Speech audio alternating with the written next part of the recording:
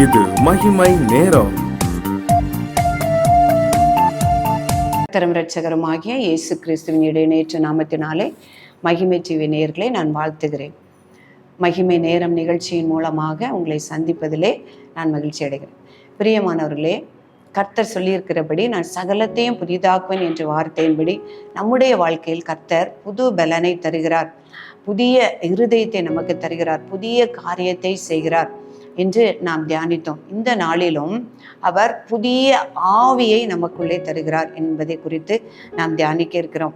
புதிய ஆவி, எசேக்கியேல் 11:19 அவர்கள் என் கட்டளைகளின்படி நடந்து என் நியாயங்களை கைக்கொண்டு அவைகளின்படி செய்ய நான் அவர்களுக்கு ஏக இருதயத்தை தந்து அவர்கள் உள்ளத்திலே புதிய ஆவியை கொடுத்து கல்லான இருதயத்தை அவர் மாம்சத்திலிருந்து எடுத்து போட்டு சதையான இருதயத்தை அவர்களுக்கு அருளுவேன்.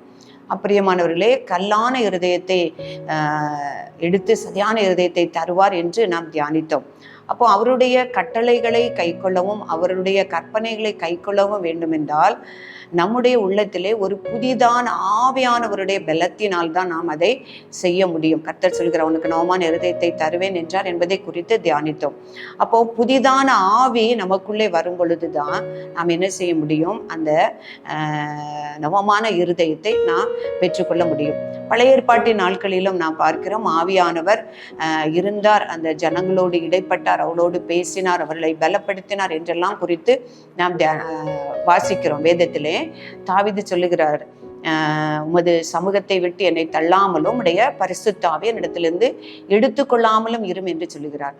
அப்போ அந்த நாட்களிலும் அந்த ஆவியானவர் அவருடைய பரிசுத்தவான்களோடு கூட இருந்தார், அவர்களுக்கு உதவி செய்தார், அவர்களை பலப்படுத்தினார், அவரோடு கூட பேசினார் என்று உணர்வடைய செய்தார் என்றெல்லாம் நாம் பார்க்க முடிகிறது. தாவீதோடு இருந்தார், பவுலின் மேல் கர்த்தருடைய ஆவியானவர் இருந்தார், சவுலின் மேல் இருந்தார் என்று பார்க்கிறோம். அதே போல நியாயாதிபதிகள் புஸ்தகத்திலே நாம் வாசிக்க முடியும். சிம்சோனை பார்க்கும் பொழுது கர்த்தருடைய ஆவியானவர் அவன் மேல் இறங்கினார், அவனை பலப்படுத்தினார், அவரை இஸ்ரவேல் ஜனங்களை ரட்சித்தார் என்று நாம் பார்க்கிறோம். கிதியோனோடு கர்த்தருடைய ஆவியானவர் இருந்தார் என்று நாம் பார்க்கிறோம். எலியாவினுடைய நாட்களில் கர்த்தர் எலியாவை கொண்டு கர்த்தருடைய ஆவியானவர் அவர் மேல் இருந்ததினால் பெரிய காரியங்களை செய்தார் என்று நாம் பார்க்கிறோம். அப்பிரியமானவர்களே, அவர் ஆவியானவர் எப்பொழுதும் இருக்கிறார். அந்த உலகம் உண்டானதற்கு பொழுதே ஆவியானவர் ஜலத்தின் மேல் அசைவாடி கொண்டிருக்கிறார் என்று பார்க்கிறோம். இப்ப நம்முடைய வாழ்க்கையில நாம் புதிதாக நாம் ஆவியை பெற்றுக்கொள்ளவில்லை, ஆவியானவர் இருக்கிறார், நாம் அவரை பெற்றுக்கொள்ள வேண்டும். அவரை நாம் வாஞ்சித்து தேடும் பொழுது அவர் பரிசுத்த ஆவியை நமக்கு தருகிறார். இயேசு கிறிஸ்து இந்த உலகத்திலே வந்து அவர் உயிர்த்தெழுந்த பொழுது அவர் சீஷர்களுக்கு சொன்ன ஒரு ஆறுதலான வார்த்தை, நான் உங்களை திக்கற்றவர்களாக விடேன். ஆண்டவரே, அவர் சொல்றாரு, நான் மரித்து நான் அடக்கம் பண்ணப்பட்டு நான் 3ஆம் நாளில் உயிர்த்தெழுந்து நான் என் பிதாவினிடத்துல போகிறேன் அப்படின்னு சொல்றாரு. அந்த நேரத்திலே அதனுடைய அர்த்தத்தை அவர்கள் முழுமையாக அந்த சீஷர்கள் அறியாவிட்டாலும் ஆண்டவர் சொல்ல, உங்களை நான் திக்கற்றவர்களாக விடேன், ஒரு தேற்றவளனை உங்களுக்கு அனுப்புவேன், அவர் உங்களை சகல சத்தியத்திலும் உங்களை நடத்துவார், அவர் என்னை குறித்து சாட்சி கொடுப்பார் என்றெல்லாம் பரிசுத்த ஆவியை குறித்து அவர் சொல்லியிருக்கிறதை பார்க்கிறோம். அப்போ பரிசுத்த ஆவியானவரை அவர் நமக்கு வைத்து போயிருக்கிறார், அவரை அனுப்பியிருக்கிறார். பிதாவினிடத்திலிருந்து புறப்படுகிறவரும் பிதாவினிடத்திலிருந்து வருகிறவருமாகிய தேற்றவாளன் என்று சொல்லப்பட்டிருக்கிறது. அப்போ பரிசுத்த ஆவியானவர் அவர் நமக்கு அனுப்பியிருக்கிறார். அந்த பரிசுத்த ஆவியானவரை நாம் பெற்றுக்கொள்ளும் பொழுது நாம் இந்த உலகத்திலே அந்த பயமில்லாமல் சுதந்திரமாக பாவம் இல்லாமல் நாம் வாழ முடியும். அந்த புது ஆவியை அவர் தரும் பொழுது ஆண்டவர் சொல்றார், என்னுடைய கட்டளைகளையும் கற்பனைகளையும் கை கொள்ள நான் உங்களுக்கு அந்த புது ஆவியை தருகிறேன். நம்முடைய சுய பலத்தினாலோ அல்லது நம்முடைய அறிவினாலோ ஞானத்தினாலோ நாம் என்ன செய்ய முடியாது? கர்த்தருக்கு கீழ்ப்படியவோ அவருடைய கட்டளைகளை கை கொள்ளவோ பாவத்திற்கு விலகவோ முடியாது. பரிசுத்த ஆவியானவர் நம்மோடு கூட இருக்கும் பொழுதுதான் அந்த பாவத்திலிருந்து விலகவும் அவருடைய கட்டளைகளையும் கற்பனைகளையும் நாம் கை கொள்ளவும் முடியும். இன்னும் சொல்லியிருக்கிறாரு, கர்த்தர் நமக்கு எப்படிப்பட்ட ஆவியை தராரு அப்படின்னா, பயத்தின் ஆவியை உங்களுக்கு தராமல் தெளிந்த புத்தியும் அன்பும் வெல்லமும் உள்ள ஆவியை உனக்கு தருகிறேன் என்று சொல்லுகிறார்.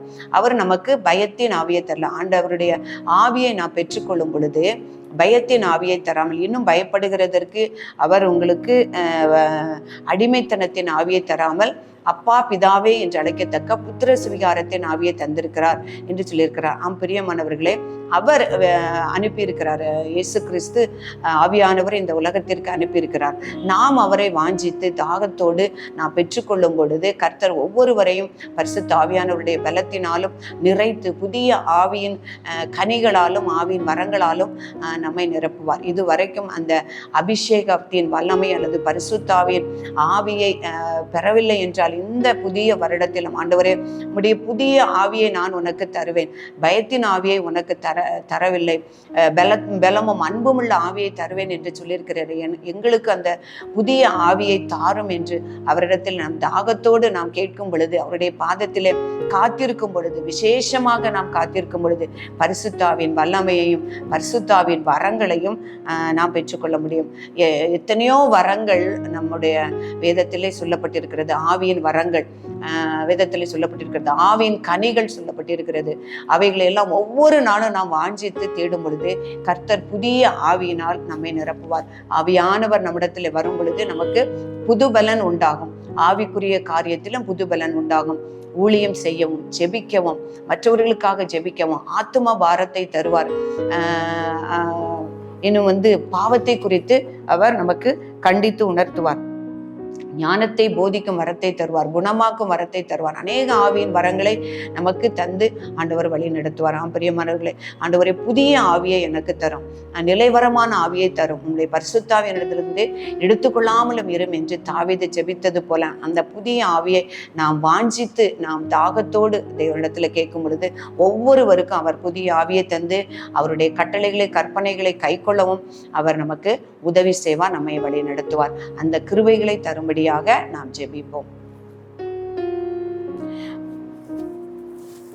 பரிசுத்தமும் அன்பு நிறைந்த எங்கள் அன்புள்ள தகப்பனே, உம்மை துதிக்கிறோம் அப்பா, உம்மை ஸ்தோத்தரிக்கிறோம் தகப்பனே.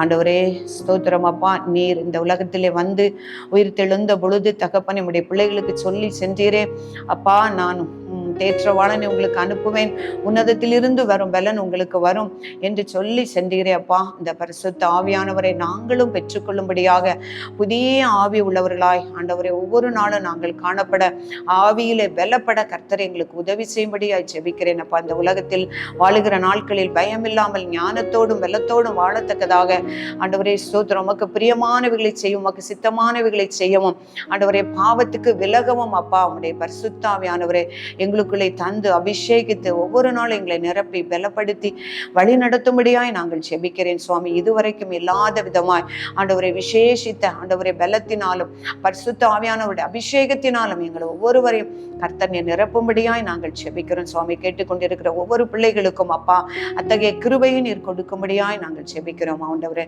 எங்களை தாழ்த்தி அர்ப்பணிக்கிறோம். இயேசு கிறிஸ்துவின் நாமத்திலே ஜெபிக்கிறோம் பிதாவே.